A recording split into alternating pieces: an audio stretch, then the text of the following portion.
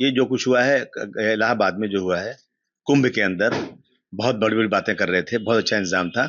मगर मैं समझता हूँ कि आजम खान साहब के नेतृत्व में जो कुंभ हुआ था उससे अच्छा इंतजाम नहीं किया इन लोगों ने।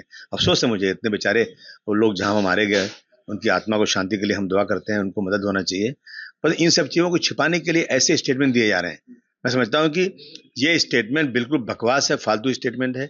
सुप्रीम कोर्ट में ने भी कह दिया कि बच्चियां बुर्का पहन के जा सकती हैं, हमारा देश धार्मिक देश है। नीतीश रानी के बोलने से धर्म नहीं छोड़ सकते हम लोग। अल्लाह ताला का, ऊपर वाले का हुक्म है कि जब लड़कियां घर से बाहर निकले तो सर से पैर तक चादर ओढ़ लें, ये कुरान शरीफ में लिखा हुआ है। और आदमी घर से निकले तो नजर नीची करके चले, इधर उधर देखे नहीं किसी को।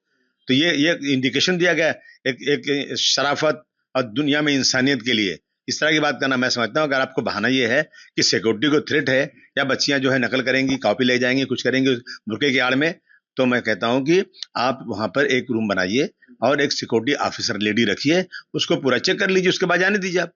क्या मतलब इसका है? मैं समझता हूँ कि ये सिर्फ बकवास है, मीडिया में रहने के लिए एक जो है ना शोषा छोड़ा गया। मैं कह रहा हूँ ना कि चीटिंग वाले का बुरके कांड में चीटिंग होगी, उसमें कुछ पेपर लेकर आएंगे, कुछ छुपा के लाएंगे, यही ना? तो आप चेक कर लो ना उसके पहले।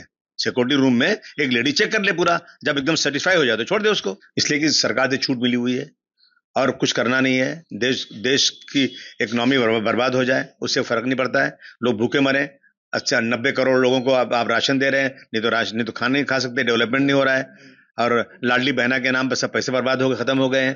तो अब ये सब चीजें करके ना, ये सिर्फ मुसलमानों के कंधे पर खड़े होकर के राजनीति करना चाहते हैं। इनको लगता है कि इन स्टेटमेंट से मेजोरिटी के लोग खुश होते हैं और मुसलमानों को तकलीफ पहुंचती है। नहीं, ठीक है, उनकी मर्जी, जो चाहे वो लोग करें। उसमें तो किसी धर्म को तो अटैक नहीं कर रहे हैं वो लोग। उनको अगर उनकी जो है उनके ट्रस्टीज, बोर्ड ऑफ ट्रस्टीज तय करते हैं कोई सी चीज को, तो मुझे लगता है कि मैं इसमें कुछ बोलने का मुझे राइट नहीं है। यही सब करने से सरकार चल रही है इनकी।